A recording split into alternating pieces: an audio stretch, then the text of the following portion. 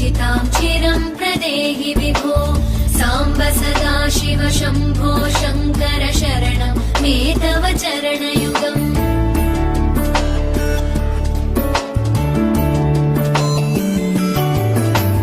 भगवन् भर्गभयापह भूतपते भूतिभूषिताङ्ग विभो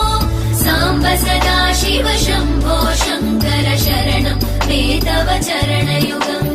सर्वदेव सर्वात्म सर्वदा दुर्गत गर्वहरण विभो साम्ब सदा शिव शम्भो शङ्कर शरणं मे तव चरणयुगम् शिवाय नमः शिवाय नमः शिवाय नमः।